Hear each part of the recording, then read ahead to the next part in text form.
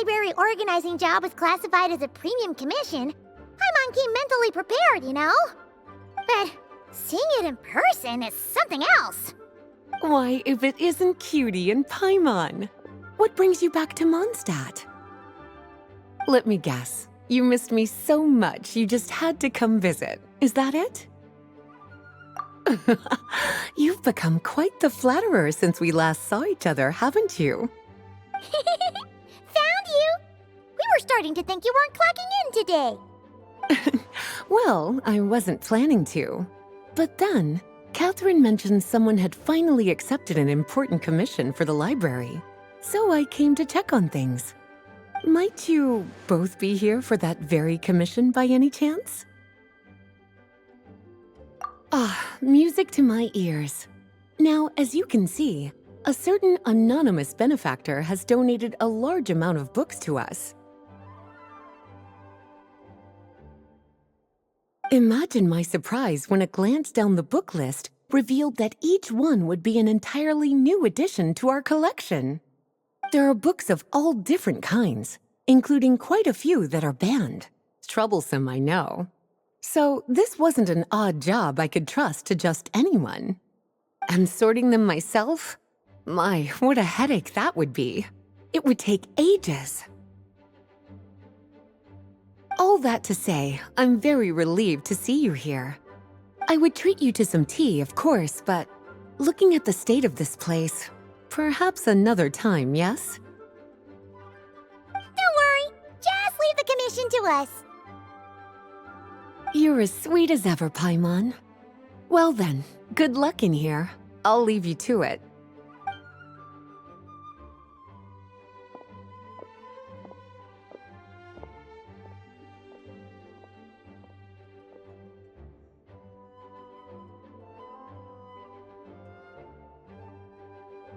Finally! We made it to the last stack! What even are some of these books? A Hilichurl's Guide to Running for Your Life? Do Hilichurls even read? Oh, and Basics of Whopper Flower Cultivation. Who'd grow one of those, anyway? And what's this one? The Little Witch's Dictionary? Huh. That title's kind of suspicious. And didn't we already sort this area? Did you notice it earlier? Huh. Well, witches always make Paimon think of, you know.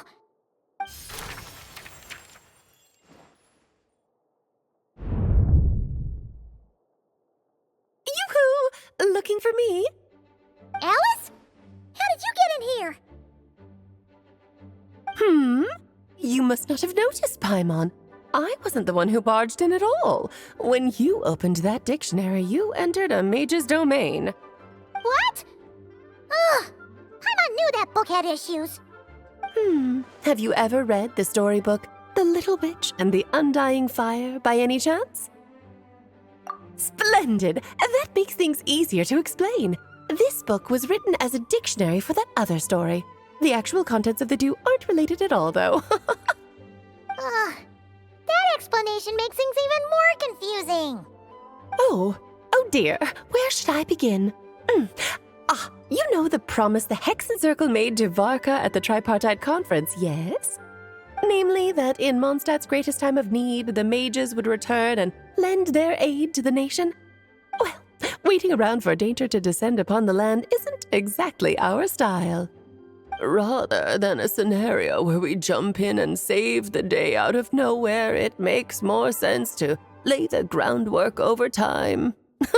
That's how Em put it. Besides, who knows when such a crisis could occur? It could be in the next life, or even tomorrow. Preparation is crucial. So, I gathered the mages together to write this dictionary. Of course, it had to be under the guise of being related to that storybook. Otherwise, I would never have been able to get them in one place. Well, we looked into Barbie's scryglass and came up with a series of tasks tailor-made for the people of Mondstadt. They're all in this dictionary. Striving toward a common goal, overcoming obstacles alongside trusted companions, becoming better versions of ourselves. That is the best defense against what dangers could lie ahead. Oh, like something bad is actually about to happen. Now, I never said that. But still, we are talking about trusted companions here, Paimon.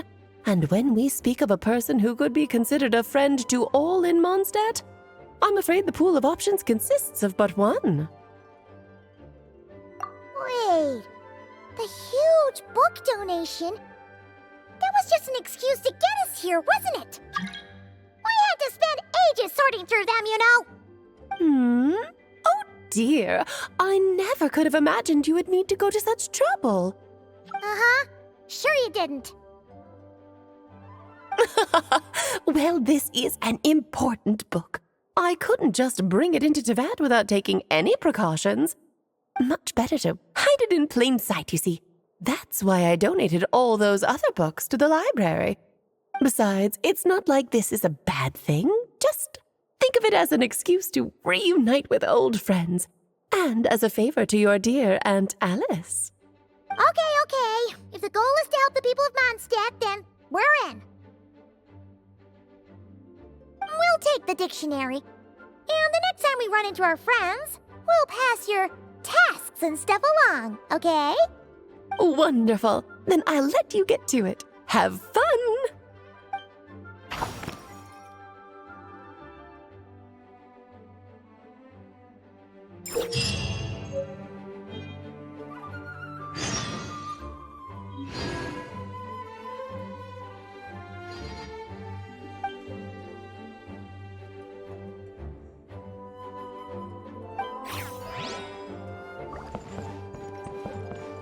Wouldn't gliding be faster?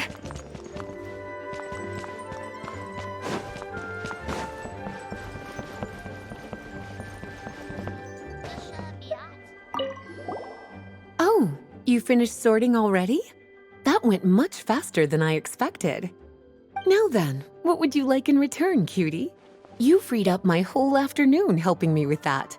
How about we spend it together? Ah, so you noticed too. Such strange names, and even stranger contents. Not to mention, this is the largest library in Northern Teyvat, and I didn't recognize a single title on the list. I just don't see how that's possible. Unless...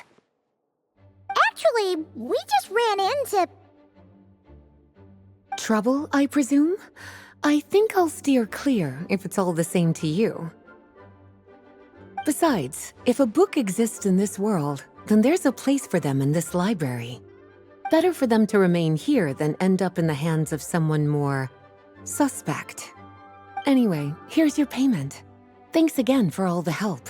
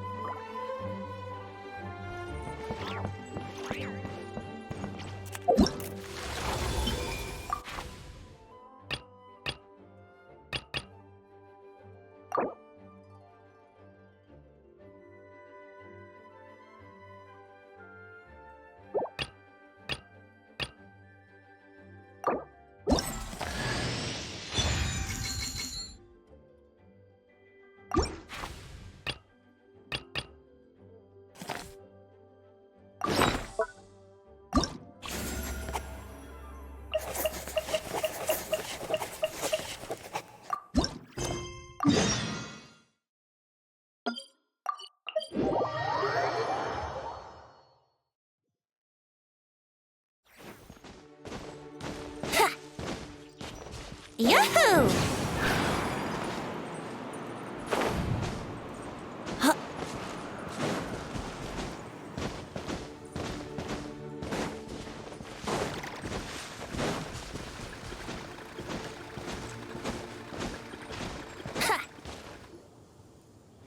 I'll take that as a yes, then.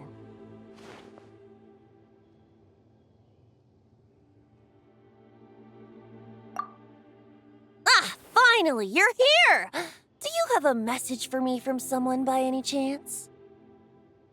There's not a single prophecy about you in that dictionary. That's what you were about to say, right? Oh? One moment, then.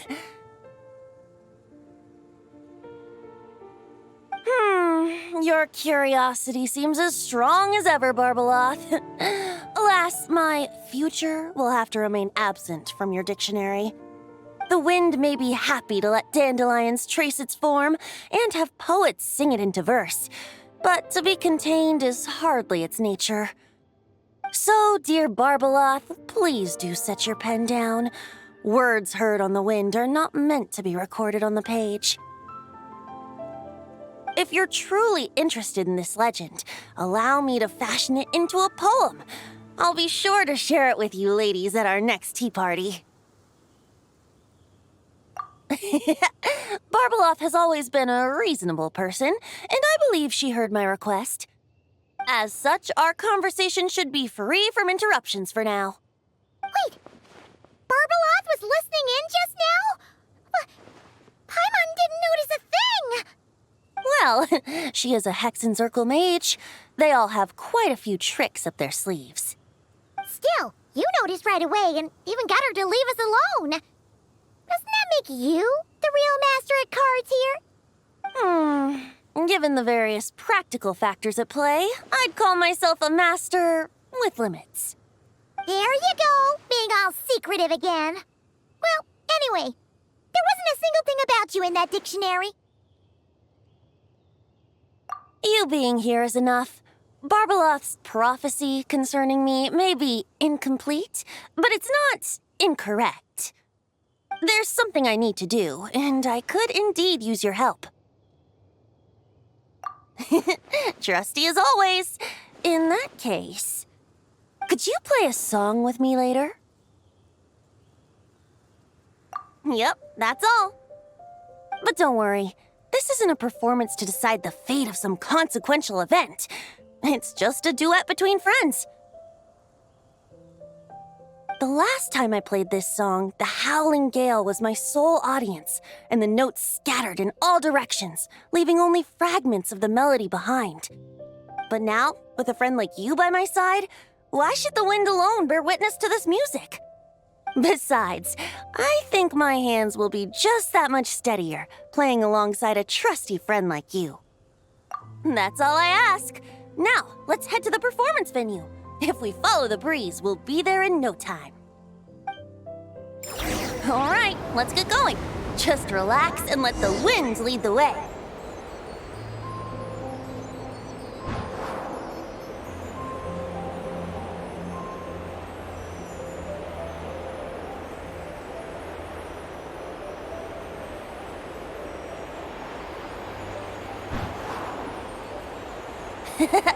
No need to hold your breath.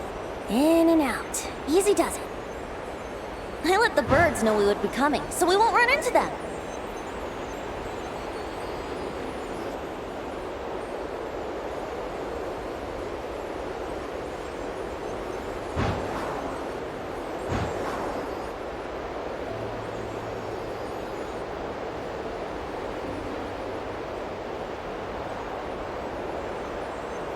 Don't worry. It's just a little ocean spray. You won't get soaked. Ah, the delightful sea breeze. Go on, breathe it in.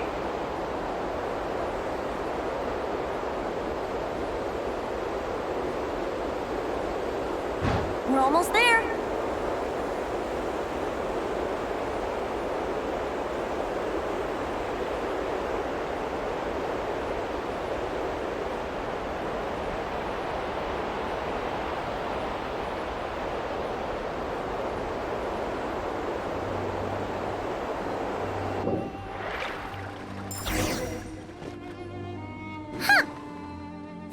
Looks kinda familiar.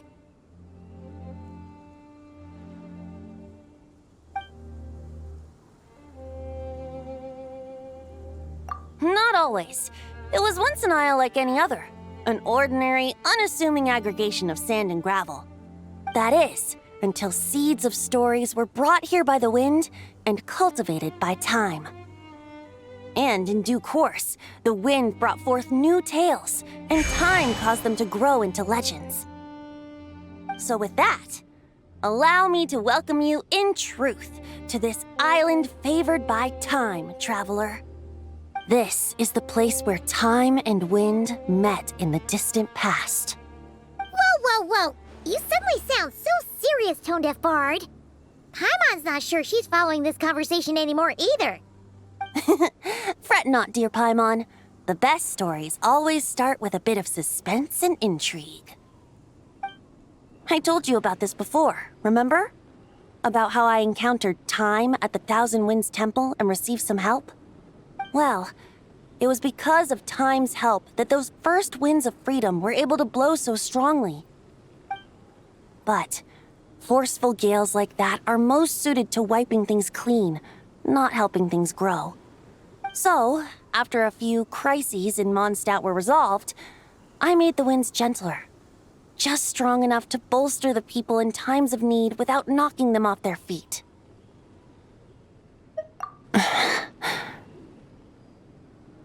Shadows gather in the distance.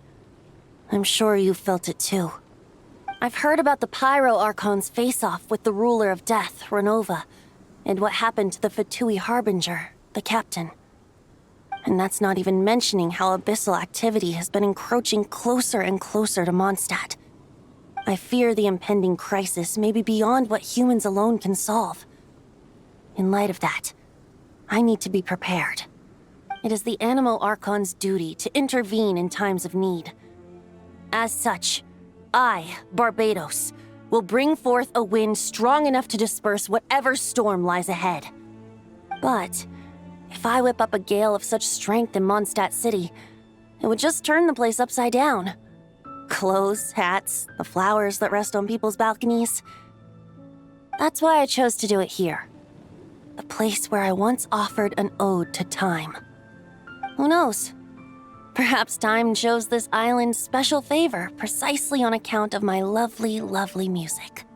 Wait, so is this place really that special? It sure doesn't look like it. There's a tide that ebbs and flows, and a bunch of birds that come and go. It just seems normal. Time's impact on things isn't limited to what the eye can see. Think of it like a ripe sunsetia. If the outer peel remains intact, it's nearly impossible for the average person to tell whether the fruit inside is ripe.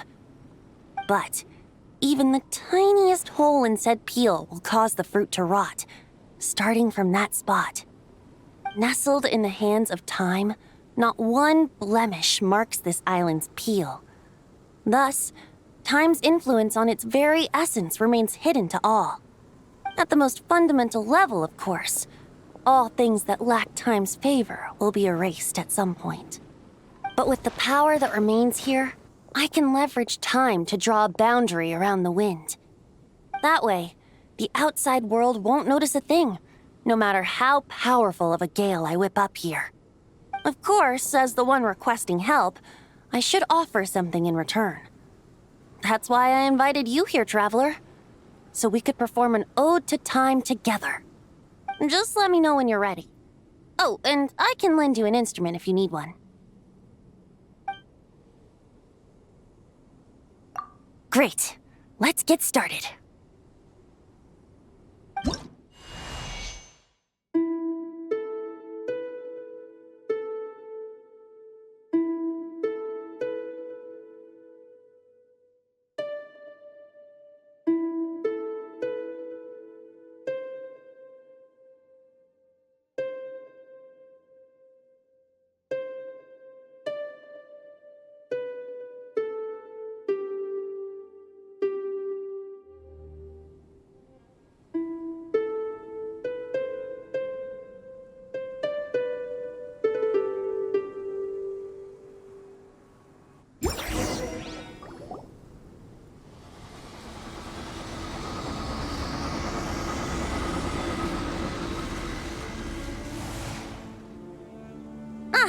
Looks like our music has moved some in our audience to step on stage. But that's against concert rules, so let's usher them out. I understand your love for music, of course. But for now, I'm going to have you leave the premises. Yeah. All right, that should do it. That was an exquisite performance, Traveler. Thank you.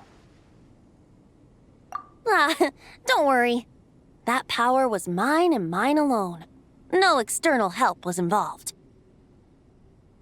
Think of it like tuning a musical instrument so that it might play melodies lovelier still. Ha! So you do have some tricks up your sleeve. What else are you hiding, huh? Oh, Paimon. How many tricks could I possibly have? I only have 2 sleeves, after all. You know that's not what Paimon meant, Tone-Deaf Bard. I have a feeling the wind is gonna be pretty strong today. We should head back to Mondstadt and tell people to hold on to their hats.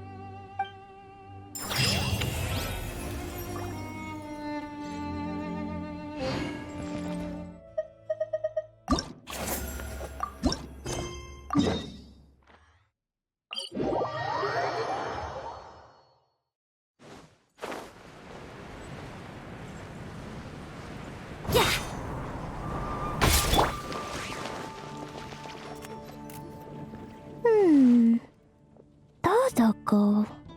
Hey there, Klee! Mr. Honorary Knight, Paimon! Dodoko needs help. Mom said you were coming, but I didn't know it'd be so soon. Dodoko needs help? Oh, for Pete's sake! Is that the task? What? No, for Klee's sake. And for Dodoko, too. No, Paimon knows that. She was asking about the task.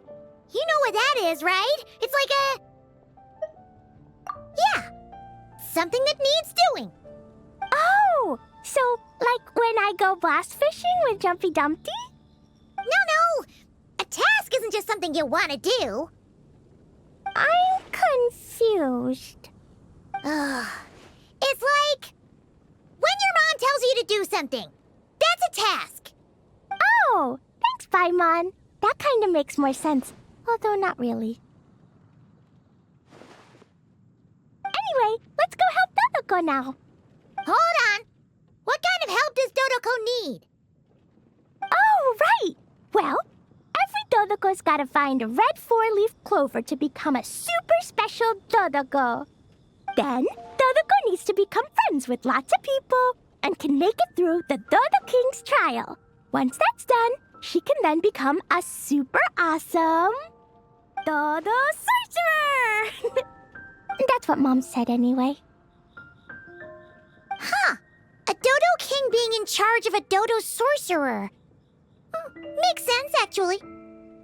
But specifically, what do we need to do? No idea. But Mom said that you two would tell me. Right. Well, let's have a look at this book then. Oh, there's a note inside it. Huh. Let's see what it says. At the first stage of the trial, Dodoko arrived in a forest of whispering leaves. There, past layer upon layer of hurdles, a secret lay buried, waiting to be uncovered. Seems like part of a story about Dodoko. Oh, I know where that forest is. It's where I go to blast... where I go to play a lot. Come on, everyone. Follow me. All right, let's go!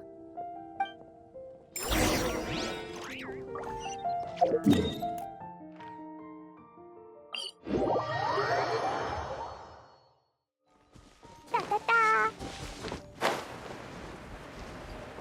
Woo!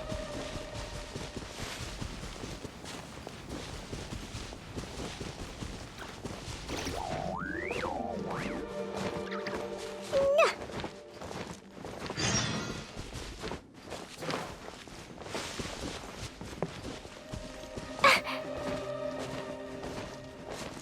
Da-da-da.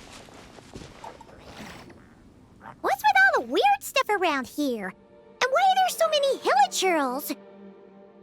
Huh. Maybe the hilichurls brought it all here. Oh, I bet this is where we find the turtles. Close, but the note said hurdles, not turtles. And whatever we're looking for is supposed to be buried past all the hurdles. Are there any other clues around? dodo device that can help us out here? Nope. What should we do then? Mom says the best thing to do when you run into a problem is to try and fix it. Yeah!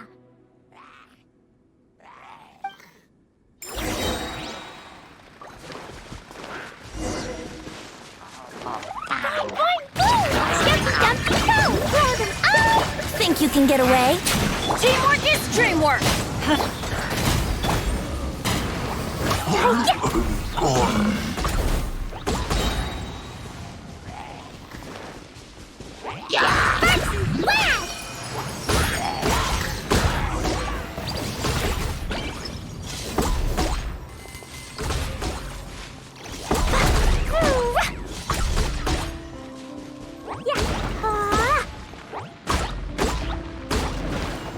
La la la.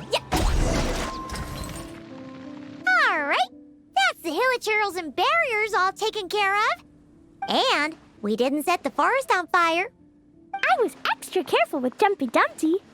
I've been getting sent to confinement less and less these days. Nice job, Clee. Maybe sometime soon you won't have to go at all. Well, if Master Jean would just let Clee blow the confinement room up. That's not really what Paimon had in mind. Wait, what about the trial? Did we learn anything new? Yep, I found this in the hole Jumpy Dumpty created after exploding. Huh, another note. Yup, and it's Mom's handwriting again. Now then, Dodoko may or may not have blasted all the hurdles away, though the most direct approach is sometimes the most elegant one. Either way, thus did Dodoko make it to the second stage of the trial, which, coincidentally, was also the final stage. Even the most energetic of children need to pace themselves after all. So, Dodoko proceeded to the banks of a lake of fallen stars, passed the final trial, and obtained her reward. But could things really be that simple? Huh. A lake of fallen stars. That must be Starfell Lake! Let's go see what we can find! All right! Paimon's super curious about what this reward's gonna be. Fingers crossed for some kind of awesome treasure!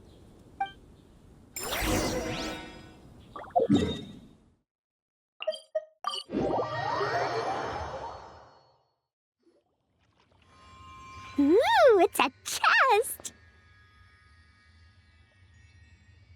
The final treasure must be inside this thing! You got it! Me and Dodoko will get it open, no problem. Whoa, wait a second! Monsters incoming! They want to steal Dodoko's treasure, I just know it! Let's kick them out! Then we can open the box.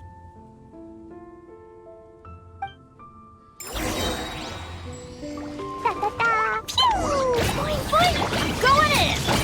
How rude! Time for takeoff. Brace yourselves. Yeah! Blazing delight! Ooh, yahoo!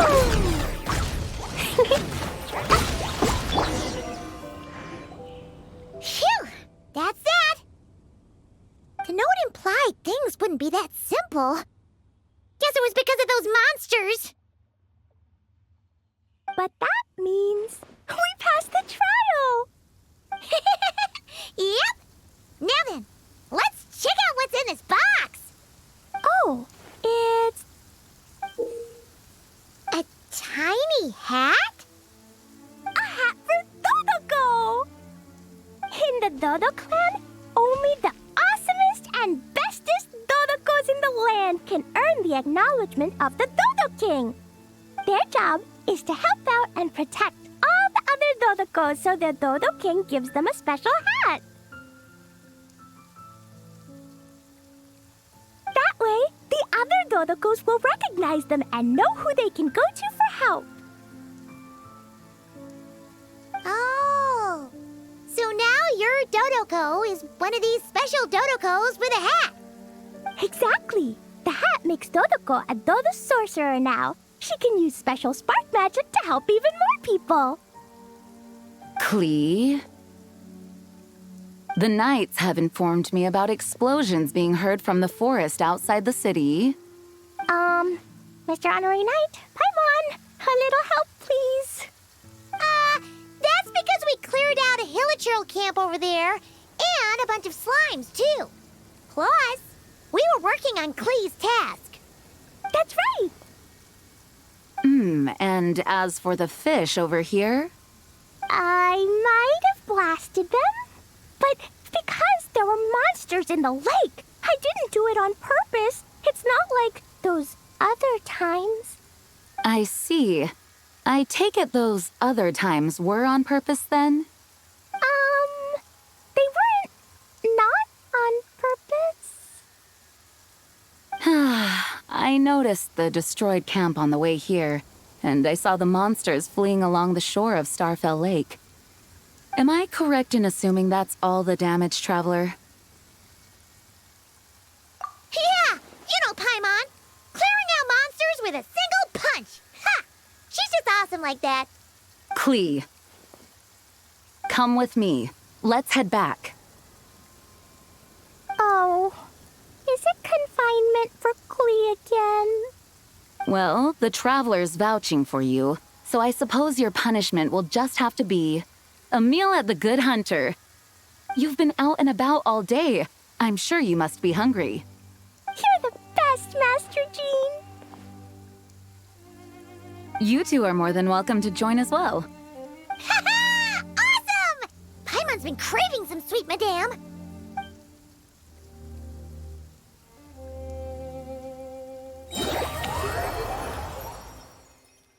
It stopped raining already? A shame. Jumpy Dumpy Go!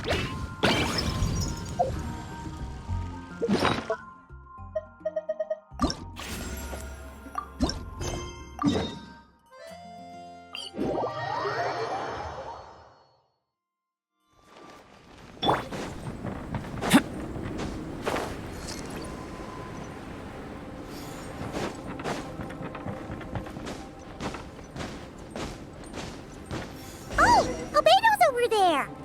Wonder what he's doing. Hey, Albedo! Thought we'd find you here. Oh, are you painting? Yes, I finally have a moment to myself. So I decided to pick up my brush and get some practice in. Indeed. Of course, thanks to your help, and my fellow knights, that matter was resolved with little issue. In addition, I was able to complete the final task my master left for me. I couldn't have asked for a better outcome. Sucrose has been advancing swiftly in her studies too. She can tackle many alchemy projects on her own now. The Knights of Favonius don't have any duties for me at the moment either. No responsibilities, no tasks, no problems to resolve. It's not. It just feels strange, not having to rack my brain for solutions to all manner of problems. To be quite honest, I'm finding the idle life a bit hard to get used to. I keep finding myself considering if there might be other issues that need solving. But, unfortunately for me, Mondstadt seems perfectly problem-free at the moment. There's nothing wrong with enjoying a bit of me time. Nothing good comes from working yourself to the bone. But if you're really that bored, you can come hang out with us. Paimon will teach you the true art of doing nothing. Well, I suppose I should learn from the best. Traveler, don't say things like that. You're gonna jinx us. Strange to see you so idle, Albedo. But considering that you've completed Master Rhindaughter's final task, I suppose you deserve a break. See? What did Paimon tell ya? You asked for trouble, and here it comes. Thumbs. Sabas, what are you doing here? Yes, he's also one of my master's creations. I suppose that makes him a family member of sorts. Don't you take that tone with me. I'll have you know that I alone keep that giant house in order as its butler. And yes, that has meant dealing with the assorted collection of vials and jars that you and Master use, washing them, drying them, all that work done by one cat. Wait, you're a butler? How does that work? How do you handle vials and stuff without, you know, thumbs? How do you stay afloat in midair? Huh? It's just something Paimon's always known how to do. Housekeeping is the same for me.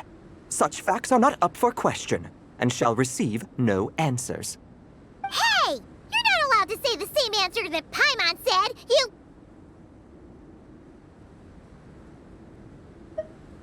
Ugh. Sure. But don't expect Paimon to listen to his rambling. Allow me to get to the point, then. I'm here at Master Rhindaughter's request. She has a message for me to pass along. Ahem. Dearest Albedo, in regard to that task I set for you, your discovery of an answer that you can accept is most delightful. Alas, once a problem is solved, mulling it over in one's head loses all meaning. I'm sure the pendulum in your ever-whirring mind is swinging toward boredom as we speak. Might I suggest posing questions of your own, then? Cast the answers you know aside. Instead, embrace the questions you don't. After all, questions have always been more interesting than answers, and much better for passing the time. I look forward to what questions you'll bring me upon our next meeting. And should you come up with ones even I've never considered, all the better. It's unlikely, of course, but do your best. And who knows? If you're lucky, you might just surprise me. Oh, and don't attempt to create a self whose sole purpose is to pose or ponder questions. I've tried it, and it doesn't work. Lastly, I sent Sabas with a gift for you. Do keep it well, all right? Ah, and no need to feed him. He doesn't get hungry. As you instruct, Master. Master had quite a bit to say, I see. That really took a lot out of me. Well, I've passed the message along, so I shan't tarry in this frozen death trap for a second longer. I need to deliver a separate message to Mondstadt at any rate. Huh. Who else would have a connection to Rhindaughter in Mondstadt? Oh. Although his birth was rather recent, Master Rhindaughter has long foreseen what his task should be. But I digress. I shall be on my way. If I stay here a second longer, my tail might turn into an icicle. Your gift from Master Rhindaughter is on the table. Use it well. You know, Albedo, your family gets more confusing by the second. Speaking of, would that cat really count as a family member? He called himself a butler and all, but... Master created Sabas long before me. By the standards of a normal family, that would make him my elder, I suppose. Of course, my family could scarcely be considered normal. So, by that logic, that type of relationship holds little meaning. At the same time, Sabas did look after me quite a bit back in the day, helping me tidy up various vials and jars. He even modeled for my sketches at times. Wait a second. The cat you drew today... That's him then, isn't it? Yes. Whenever I need to think, I turn to drawing and let my subconscious take over. It always helps me sort my thoughts out. And for some reason, I often wind up choosing a portrait of Sabas. I have drawn so many at this point that it's become second nature. Thus, this leaves my mind free to consider other things. Yeah, we thought it was just a random cat. Guess he was a way bigger deal than we thought. Well, now you know his real name. I can tell you more stories about him sometime, if you like. But right now... The tree takes pride in its most perfect fruit. So complete, so flawless. But you, O Seed of Dreams, do not settle for being the king of a universe, confined to its flesh. I need to think.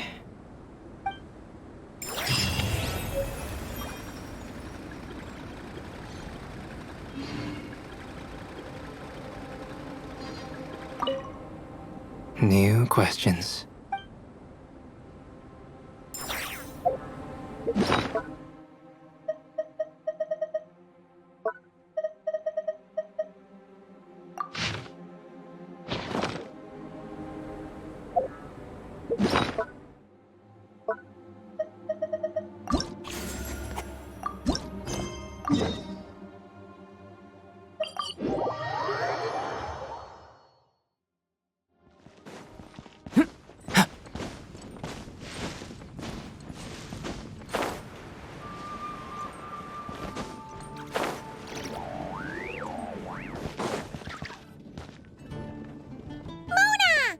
We have something for you. Oh, Traveler Paimon! You're full of energy today. You have something for me, you said? Is it some quick and easy way to make Mora by any chance? Well, actually, it's some kind of task from your master. Yeah, that's a hard no. But I guess I don't have a choice, huh? An enterprising spirit is important and all that. I just know it's going to be torture, though. I know that old hag all too well. Why don't you just take a look first? Huh. This book doesn't seem so special to me. Whoa! Letters just fell out of it. Oh, maybe she's trying to reconcile with you? No idea. Either way, it looks like I'm supposed to open these 3 letters in order. Well, let's start with the first one. If this is her task, it should be okay for us all to read. Come on, let's see what this is about. Oh, how long it's been, my student. I'm afraid to report that getting up and about is becoming harder and harder these days. Oh, the sympathy card. She could have tried to make it sound a bit more genuine at least. Remember when I would chase you and you would run for dear life, trying to use that hydro phantom of yours to distract me? Oh, seems like it was just yesterday. Now you're off on your own, and I laze the days away in my rocking chair. I really should get some exercise again. Well, then get it some other way, you old hag. Now, I'm sure you're curious as to the purpose of this letter. And to that, I say this. If you want to learn how to predict the fate of an entire kingdom, or even the entire world, head to Sumeru and search for the gate to an underground kingdom. Once there, open the second letter. Huh. But she knows how to lure people in, that's for sure. Is she serious about passing on her secret technique? Guess she really is getting old. You two have such a weird dynamic. When you talk about sentimental stuff, you fight. But when it comes to dry academic stuff, you get all emotional.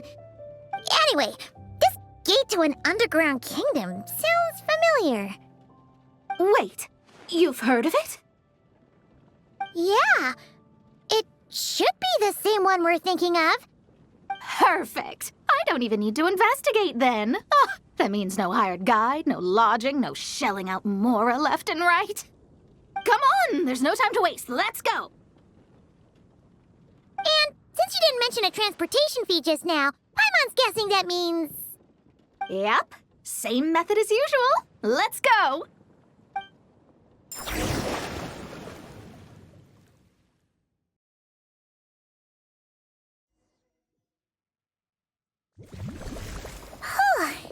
This brings back memories of summertime. It's actually kind of refreshing. So, this is the gate to the ancient kingdom of Conria. I'm sure a lot of secrets and tragedies lie behind it. Well, let's open the second letter. Let me see here. Yep, it's this one. As the ancient Sumeru saying goes, rote knowledge bears no fruit until it is watered with the showers of wisdom. With that in mind, there is a phenomenon in this land known as the Sign of Apausha. It is a celestial mark that burns in response to an all too ardent desire for the truth. In that sense, perhaps it's more fitting to call it a sign of truth instead. The records of this ancient kingdom state there are several large subterranean lakes in Conria, clear and calm as mirrors, whose surfaces reflect the true stars. This is because the sign of truth created in the water is able to bypass the false sky and connect to the outer universe. I had no idea. To observe the gravitational forces and influence of celestial bodies, one must be able to see past the false sky. Only by obtaining these cosmic parameters can one predict the fate of this world.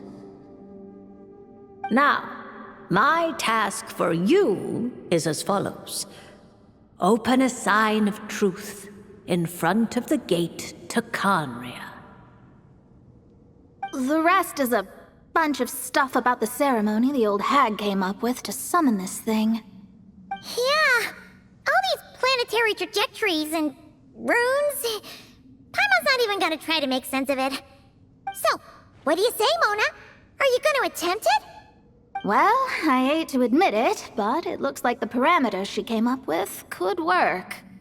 Frankly, this prospect is quite exciting, and heading back now will just cost me another night of lodging, so no better time than the present.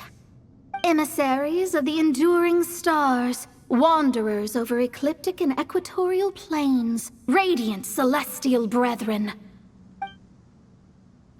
Traverse the twisted paths of the cavernous void. I, Mona Magistus the astrologist, invoke the power of Hydro to balance the scales.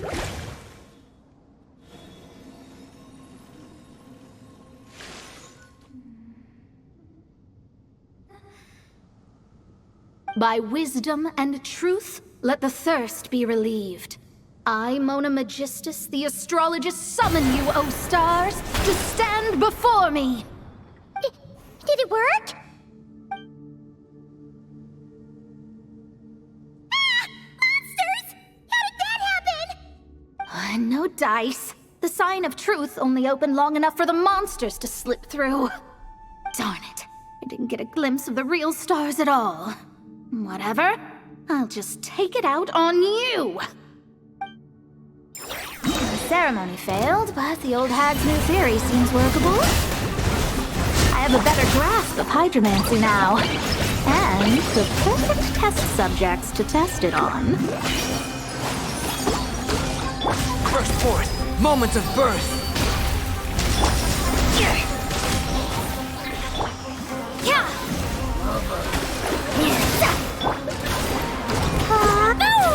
Jumpy, jumpy, go!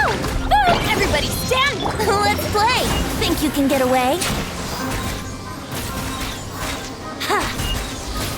Here we go! Phew! That's that! Well, the old hag said to open the third letter once it was all said and done. But I couldn't make it work. So, should I still open it? You know, Paimon think she understands your dynamic a lot better now. Look, she didn't say you had to successfully complete the ceremony, so you can open it. It'll be fine. I guess. All the same, I doubt she has anything nice to say. If you're reading this, it means you attempted to open the sign of truth. Seriously, I can't believe you actually tried it. What are you laughing at, you old hag? Conria was home to several lakes of stars, rendering the fabric of space in that area comparatively unstable. As a result, attempts to break through the firmament through non-physical means were more likely to succeed. In any case, I knew this place was well hidden and wouldn't be frequented by too many people.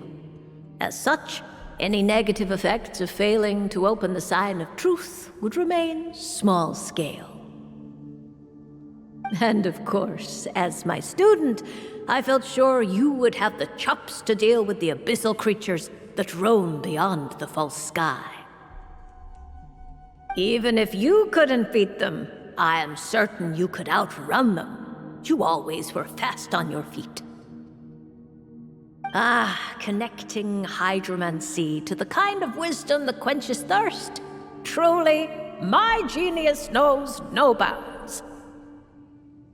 The practical application of the scryglass has also reduced disturbances caused by the false sky.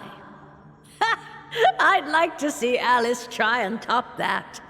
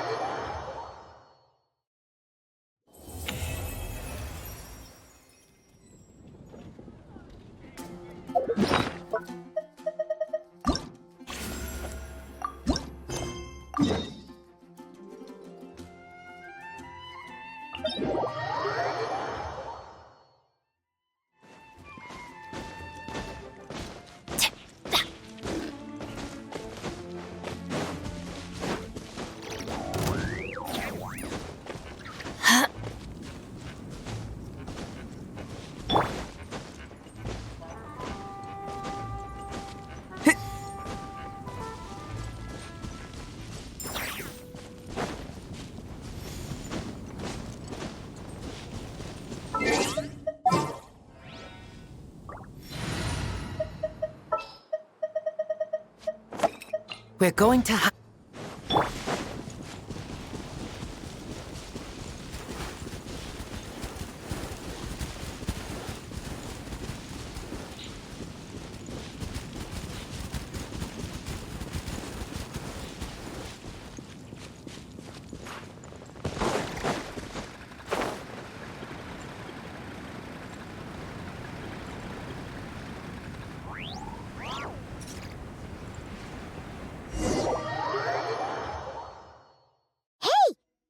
Razor over there with... Whoa! The Grey Wolf King of the North! Wonder what they're talking about.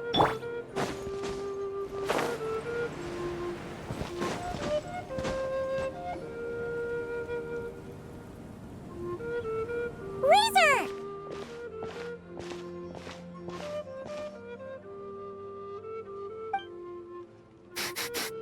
familiar scent. Ah, you two. You have been good?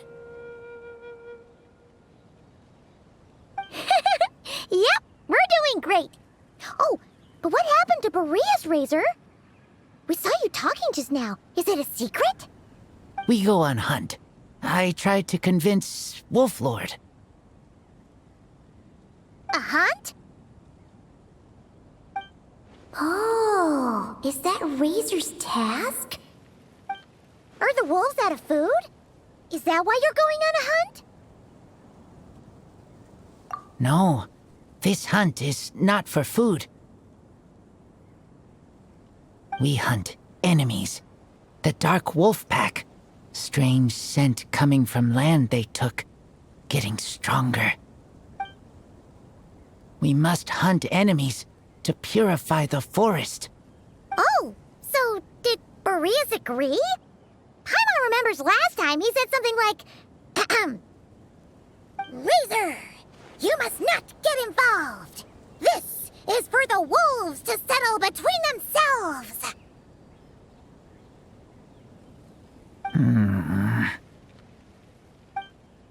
Oh, sorry, Razor. Paimon didn't mean to dig that up again.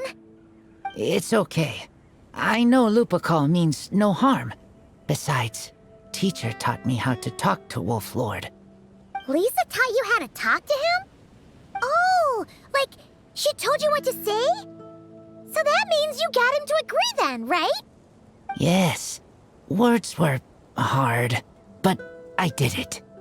Ha! So you actually managed to convince that giant, stubborn old fella. That's super impressive, Razor. Dark wolves are enemies of the whole world. Teacher said this is not wolf problem. This is world problem. And Wolf Lord agreed.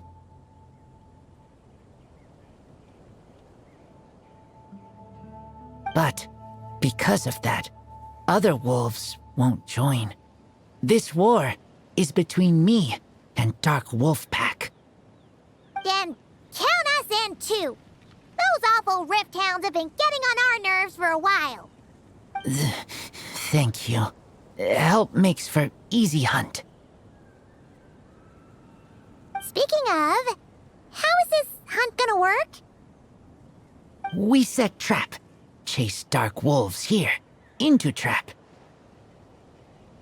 Then Wolf Lord pinned them down, and we finish hunt. Tell me when ready. We start hunt. Come on! Let's clear them out in one go! Yes.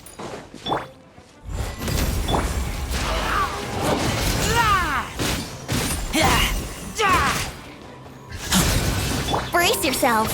Time for takeoff. Boing, boing, boom! Keep back! Coming to be! Done.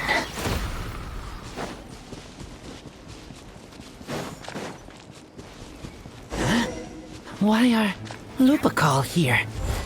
Oh no! The Rift Hounds are attacking them! We gotta get rid of them quick!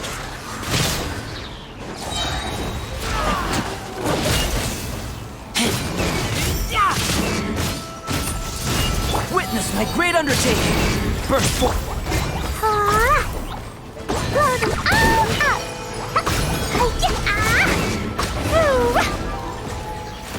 Whew, that was close. Good thing the wolves were there to help. They intercepted those Rift Hounds for us, and even drove them away. But this isn't wolf problem. You're doing this to help your Lupacol, right? Well, they want you to be safe too. Paimon bets they went to the Wolf King and said, "Listen here, this isn't just our Lupacol's problem. This is the world's problem!" And then rushed over to help.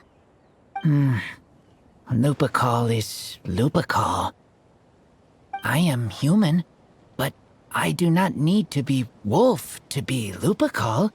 I just want to help them. Well said, Razor.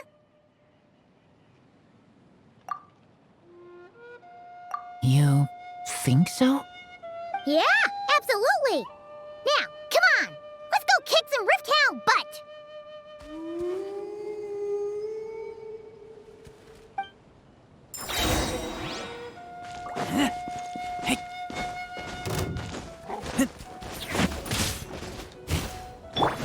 Think you can get away? Yahoo!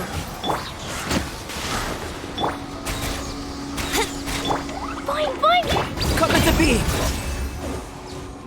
Ha! Let's play!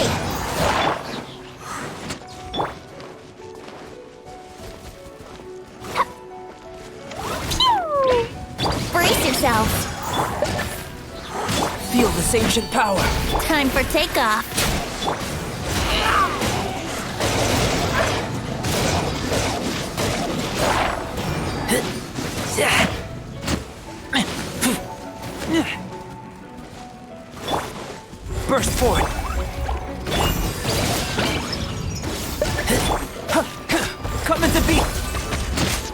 Here we go!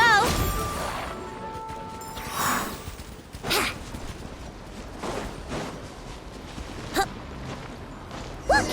The rest of the Rift Hounds are just up ahead! Get ready! For Lupacol! For Lupical!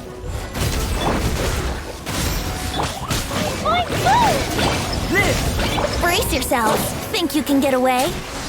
Moments of birth!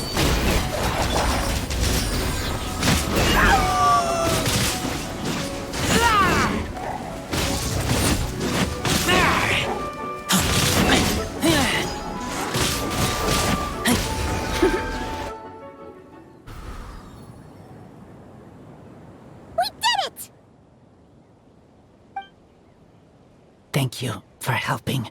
I thought protecting Lupacol was up to me. But Lupacol also... We're here because we care about you, just like you do us. That's what makes us Lupical, right? Right. We are Lupacol forever. Aww. And now, there won't be any more intruders in Wolvendom. No. Dark Wolf Pack, rip open sky. They could come again. But me and Lupacol will hunt them down, no matter what. Yeah! If you ever need help, just say the word. We're here for you. I appreciate it.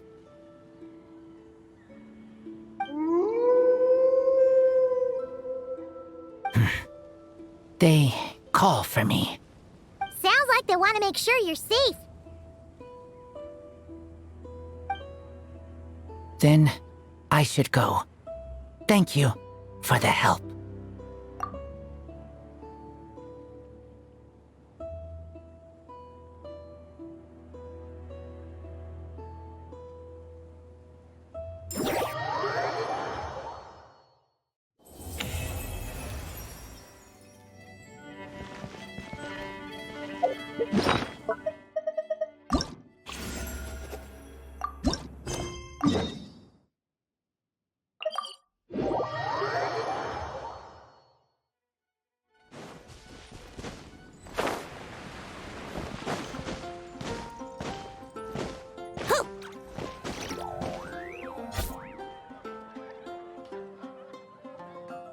Ad Astra Abyssosk.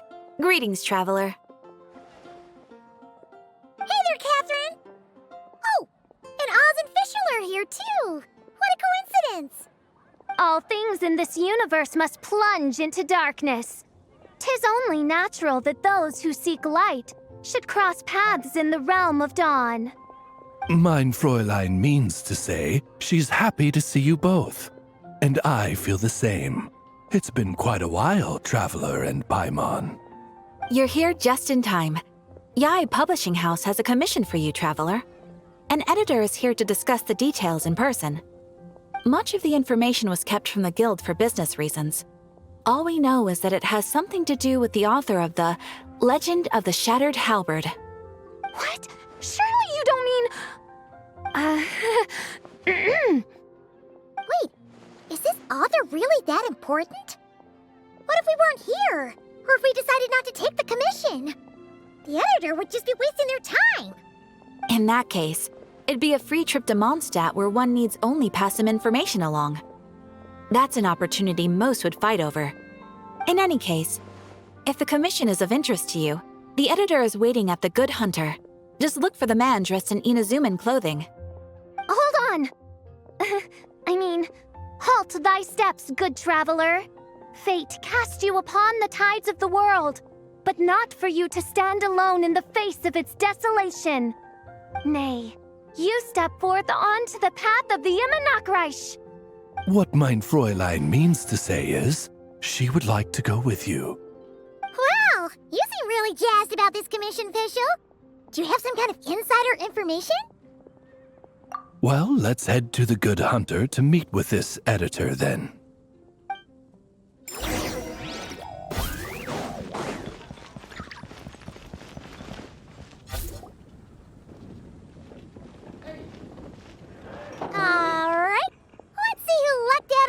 free trip to Mondstadt.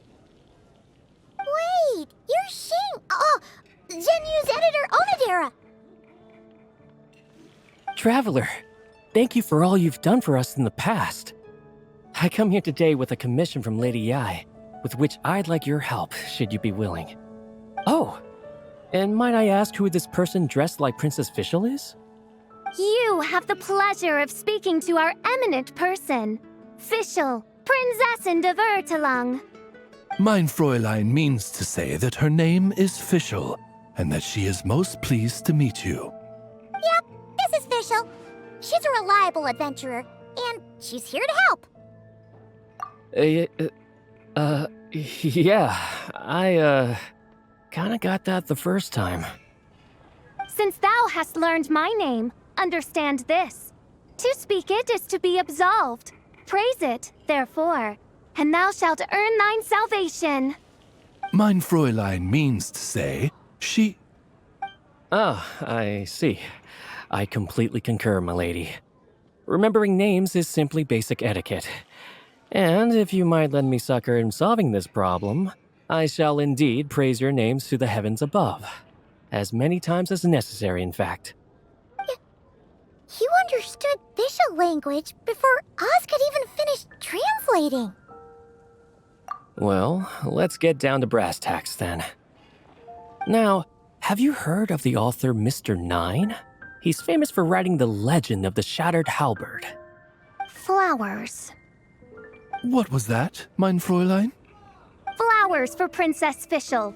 That's what Mr. Nine is actually famous for.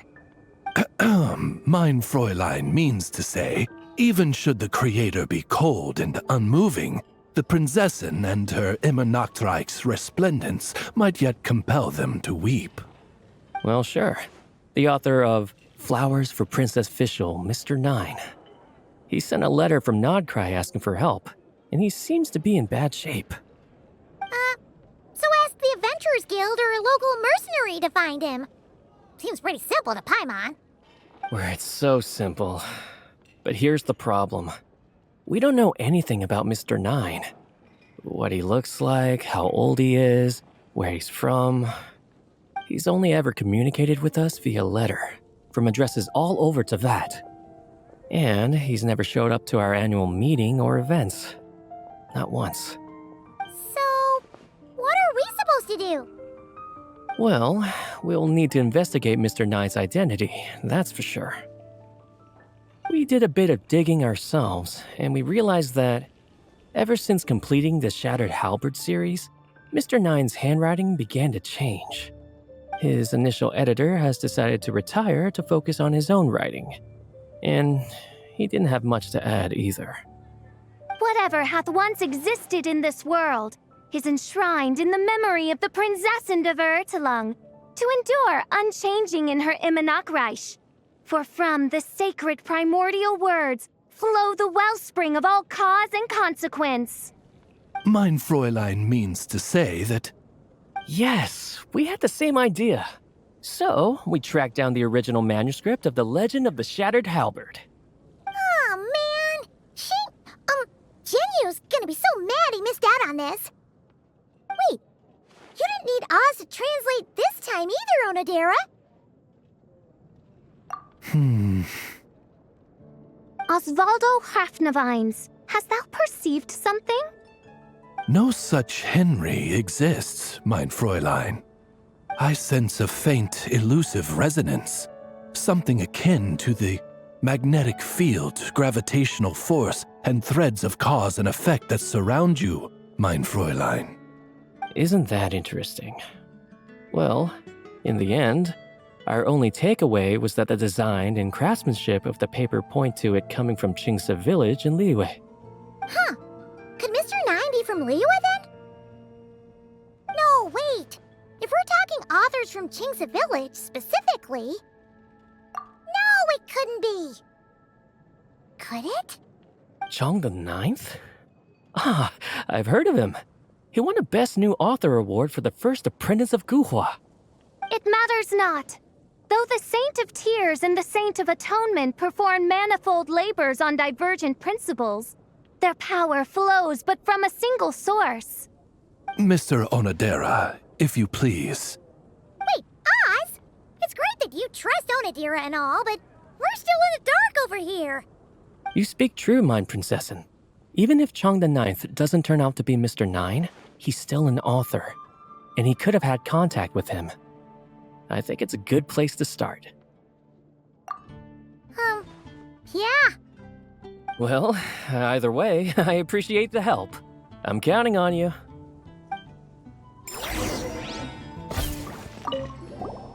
Is there anything else we should know about Mr. Nine? Well, according to some readers' Q&As and his author's notes, he has a receding hairline, a slight pot belly, he doesn't like sweet things, and his heart is on the right side. Or was it the left? No, it was the right.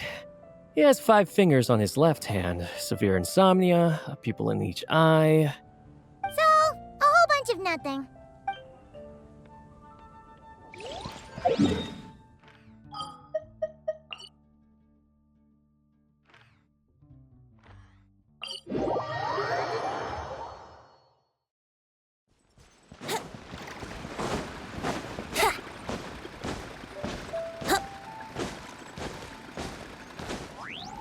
Here we go.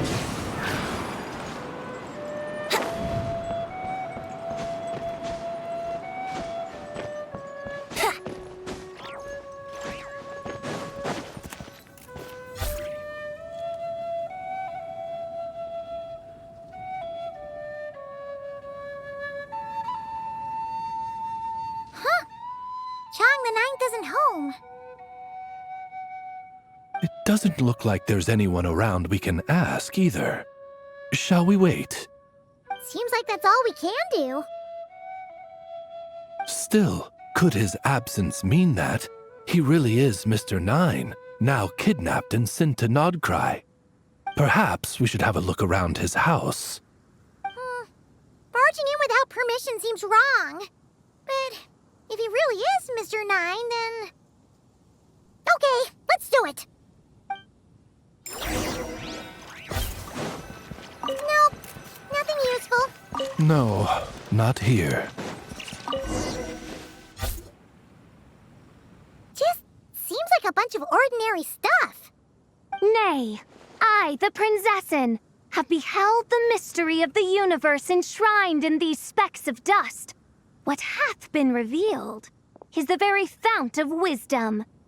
Ever does it flow toward the shores of truth. Mein Fräulein means to say, she thinks this is a clue. Wait,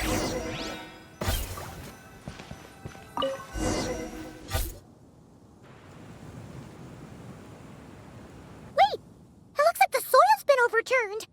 Oh no. Did some kind of overzealous fan have buried him in here? Maybe we should call him Lilith. What do you think, Traveler? It's all right, Paimon. Mr. Nine's most zealous fan happens to be right here. And since Mein Fräulein would never do anyone harm, I'm certain the same is true of his other less avid supporters.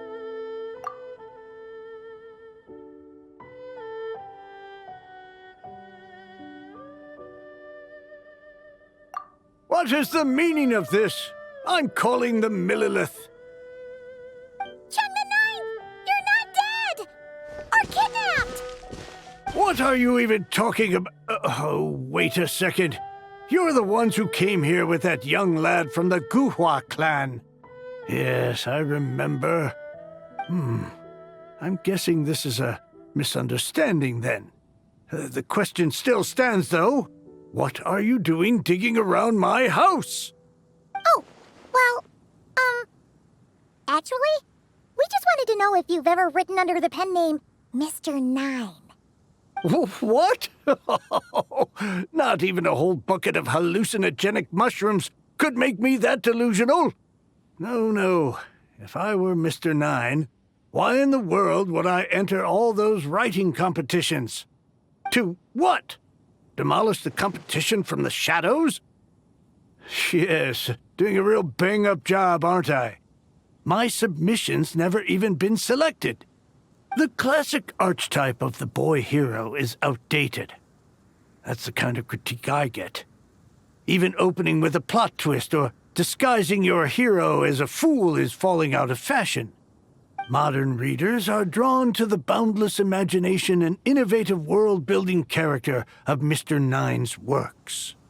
Good point. Besides, if I were Mr. Nine, I would have come clean the minute First Apprentice of Guhua won that award. What? That old beggarly Chong the Ninth is Mr. Nine? No, there must be some mistake. What a sight that would have been. Yeah, and when we were here with Shinjo that one time, you talked up the legend of the Shattered Halberd a lot. If you were the one who wrote it, that'd be like Jean complimenting herself for being a good knight. It just doesn't add up.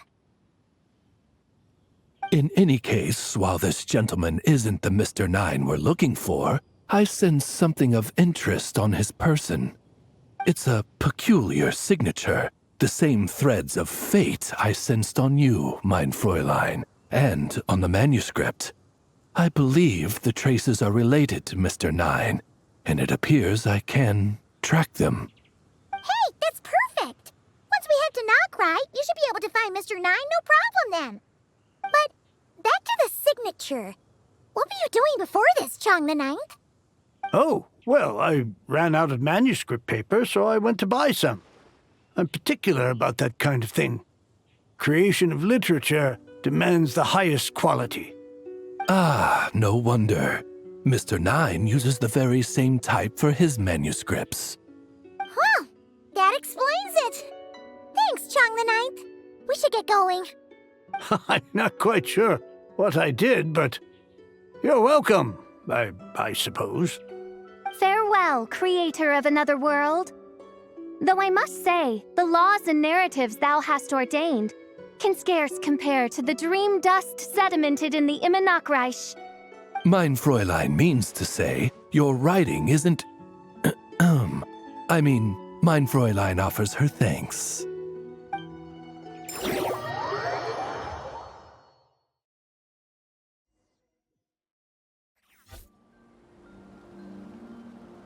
It should be up ahead.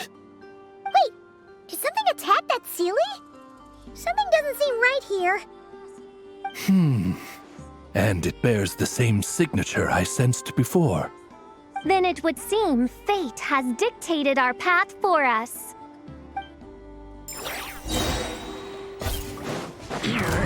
Shadow Raven, let night fall! Let's play! Time for takeoff. Jumpy, jumpy!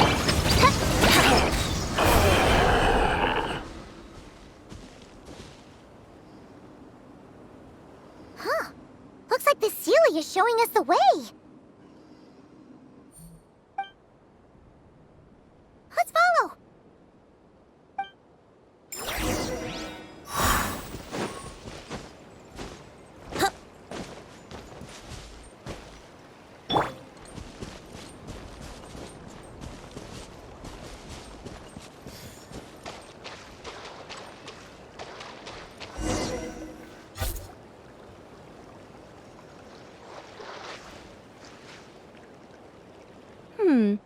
What are you doing here?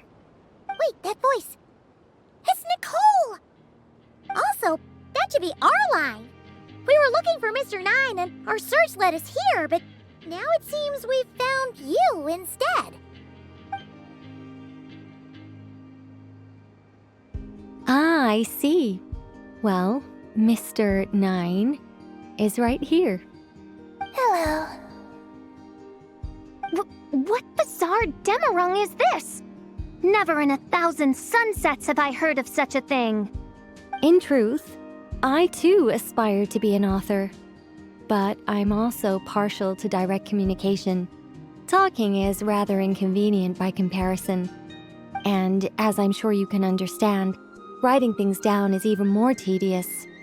I thought perhaps if I found someone with whom I could share my ideas, it might give me the same release as writing. But then those stories would never see the light of day, which would be a shame. So, I tracked down an old Sealy friend of mine and told her all the stories I was imagining. Then, I sent her to find people with similar aspirations to write them in my stead. We even came up with several character traits to lend a certain authenticity to Mr. Nine. A receding hairline was one of them, I think. Yep, I'm the one she roped into all this. Come now, it was beneficial for you too. By inhabiting those authors and mobilizing their language faculties, you were able to hone and eventually recover your capacity for speech. And anyway, an angel has always functioned like a sort of a flash of inspiration in someone's head. I'm sure it was like stepping into old shoes. So you, what, possessed people? Isn't that kind of intrusive? Oh, it's fine. She did it while they were sleeping. As long as the person is someone who dreams of creating worlds of their own, this inner writer within them will automatically awaken. Wait, but what about the letter and the strange intuitions Oz has been having? Nicole sent me to monitor the situation in Knockcry, and it's super dangerous, okay? So I needed some help. It's not like I have the knowledge or power of the heavens anymore. As for your friend over here? Well, you see, when writing a story, it's not uncommon to incorporate certain half-true details. For realism's sake, you understand? Yeah, we've seen that before. A real curse was written into an Inazuman light novel once. Indeed. In a similar vein, Mr. Nine's stories are full of metaphors, including one for the creation of life. What it describes isn't made up, per se. We just never imagined someone would actually manage to use it. Until you came along, young lady. Mein Fräulein is speechless. So if I may ask in her stead, did she manage to use one of these half-truths in Mr. Nine's novels to create me? It was more like 70% made up, 30% true. No, it was 90% made up, 10% true. I thought it was too dangerous, so I changed it. See, I knew you'd never read my books. You don't seem too surprised, Oz. Well, I suppose I've vaguely sensed this since the beginning. Regardless, it is an honor to serve mein Fräulein. Well, once our affairs in Nodcry are resolved, Mr. Nine will be able to return home. Yes, just tell them that when you return. I don't want to be your eyes here. It's too dangerous. Oh, but, while you're at it, could you pass a message along to that guy in Chingsa Village? I've been splitting the royalties with him 90-10. His share's been buried in his yard all these years. Wait, what do you use the Mora for? I bury it, and then lead people to the treasure. Guiding people is in our nature. It's what I love to do. Feel free to come search for my personal stash someday. I've buried it at the furthest end of the Immer Nachtreich. I will. I absolutely will. Mein Fräulein? And, I just want to say that I really like your books, Mr. Nine. What mein Fräulein means is, though the cosmos stretch forth in unending darkness, yet shall come an hour when all things shine. I'm glad to hear it. All in all, it seems you've already found my greatest treasure. All right, that settles that. Now, I need to have a quick argument with Mr. Nine about who really deserves to be considered first author. Absolutely not.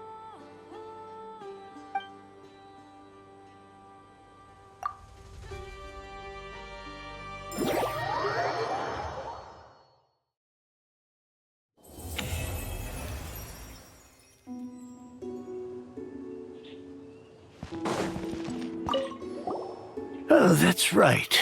Just channel Mr. Nine. How would he write this particular essay?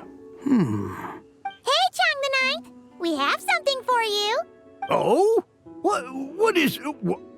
What? Where did all this Mora come from? About that. So, the thing is... Right. Mr. Nine really admires your work, so he decided to fund your writing career. Wait, what? So, channeling Mr. Nine actually worked? I can't believe it!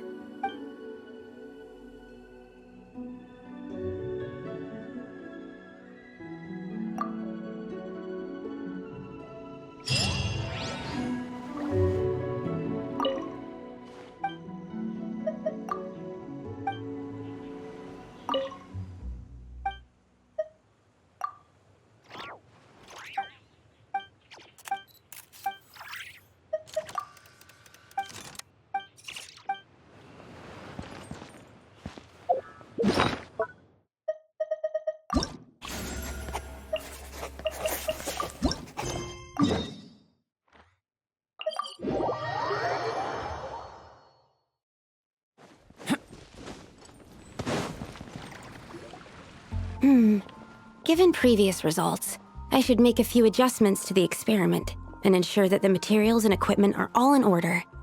As for the potion I need to make... Oh, Traveler, Paimon, what brings you here? We're here to help with your task. We wanted to see if you could use some extra hands. My task? Oh, you mean the one Mr. Albedo told me about? The one from the Hexenzirkel?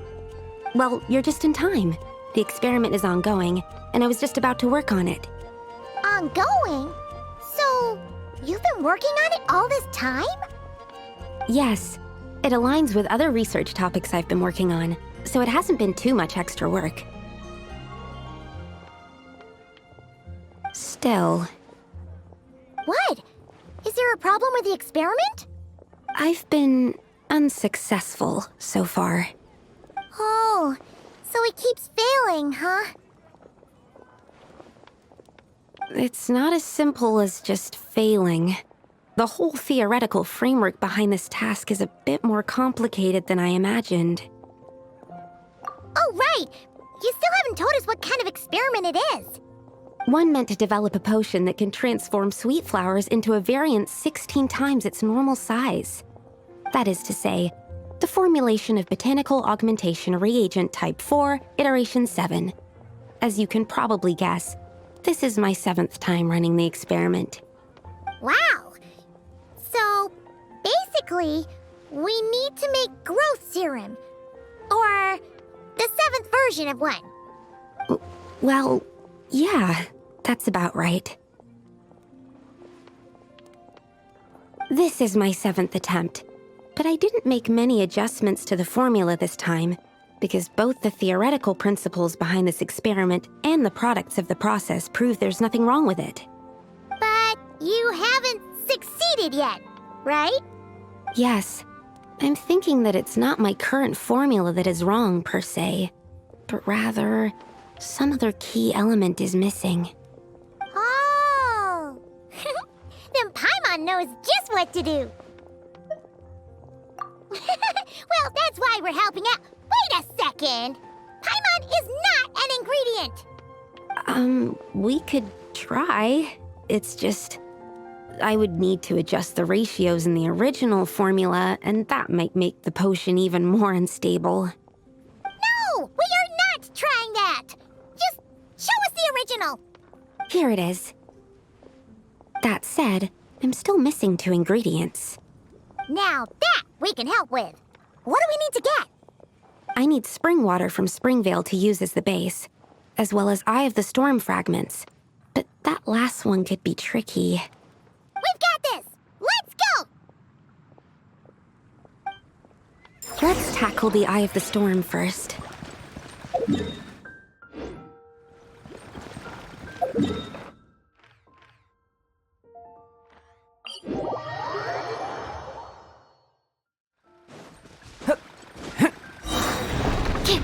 Absorption test. Swirl. Mark 2. Burst forth. Brace yourselves.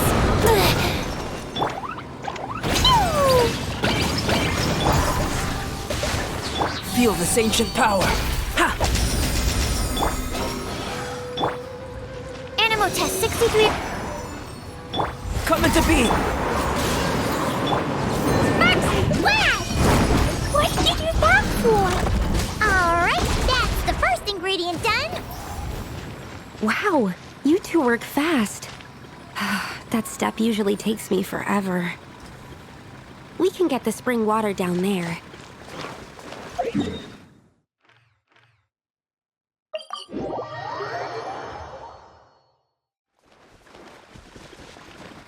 La la la. The high quality of Springvale's waters makes for a stable potion-making ingredient. That's all we needed, right? Yes, let's head back.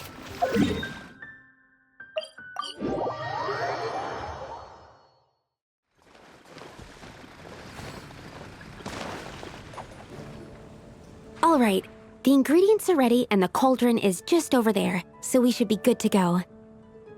But, Is something wrong?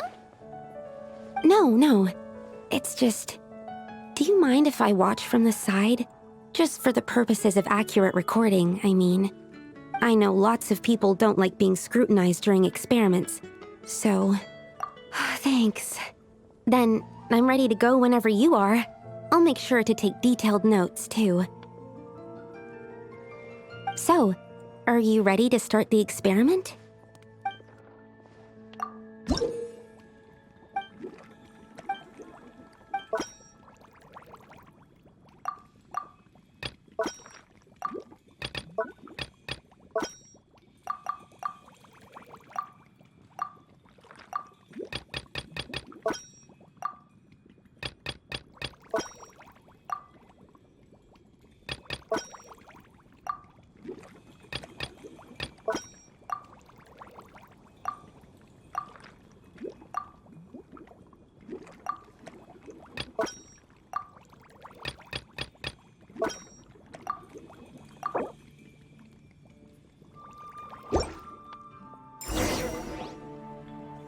That's it.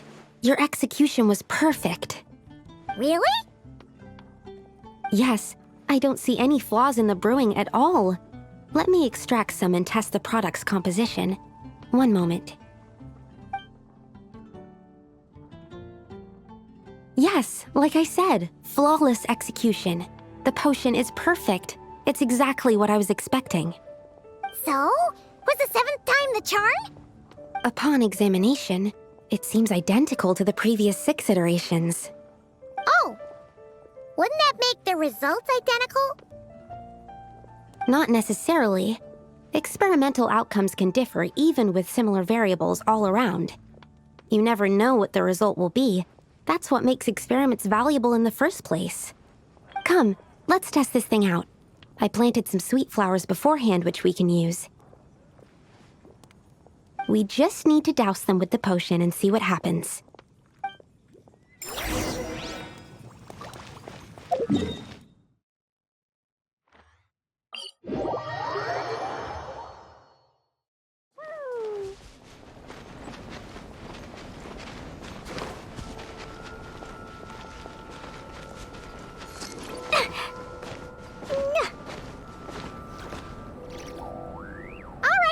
We poured the growth serum on the flowers. Is that all we need to do? Yep. The flowers need to fully absorb the potion, so it might take some time before we see a reaction. What happens then?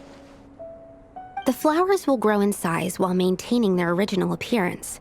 But then, when they reach 12 to 14 times their normal size, this will prove more than they can bear. As if some upper limit has been reached, they will wither and rot, assuming unnatural forms until nothing is left of them but liquid. Wait, what? So there's a problem with the growth serum then? No. I've adjusted the formula time and again, resolving all kinds of issues that arise when inducing small plants to grow larger. Issues like ensuring that the leaves don't get too large, strengthening root diameter and load-bearing capacity, calculating how the increase in surface area might affect sunlight exposure and nutrition. So, why isn't it working then? Because the flowers cannot transcend. As above, so below is one of alchemy's guiding principles.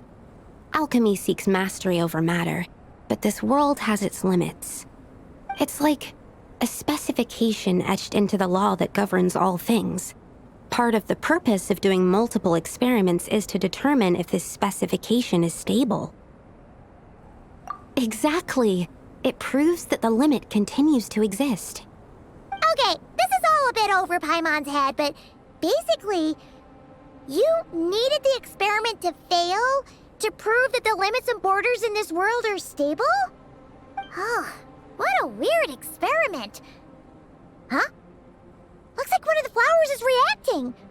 Wait a second. That's not a sweet flower at all! Careful! It's a whopper flower.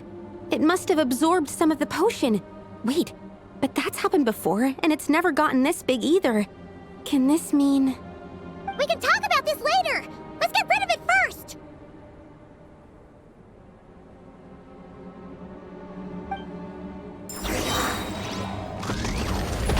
Enhanced animal module, so...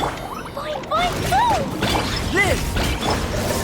Think you can get away?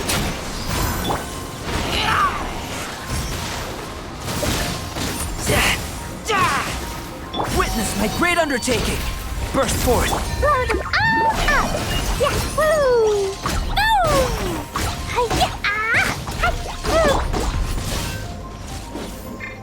Absorb! Phew! We did it! Even at that size, a whopper flower is just a whopper flower. But, was it supposed to get that big? I could only make a rough estimate during the battle, but it looked at least 16 times its original size, maybe even larger. This means that the experiment worked. Wait, but isn't that a good thing? I'm still not sure what the implications are, but if further attempts succeed in reproducing this result, that means that something's different. Perhaps the limits and laws of this world are changing due to some unknown factor. I can't say if that's good or bad, but from an alchemical perspective at least, expanded boundaries means that more possibilities are now open to us. Either way, this brings my task to an end. Seems so. That said, it could also be an effect of the person who made the potion. There could also have been something special about this particular whopper flower. There's a lot that still needs to be confirmed, so I suppose this task opens the way for further questions. Well, we're here if you ever need some help. Just think about it! Paimon could probably beat a whole gang of treasure hoarders to a pulp if she were 16 times bigger! I have my doubts. The only reason the serum worked on the whopper flower was because its internal structure was similar enough to a sweet flower. If you drank some, you might become 16 times bigger, but you might also turn into a plant-based life form. Yeah, nope. That's not happening then. Oh, by the way, Paimon wanted to ask, why is all your research focused on things like sweet flowers and sunsettias? Oh, that's simple. Both sunsettias and sweet flower nectar taste sweet.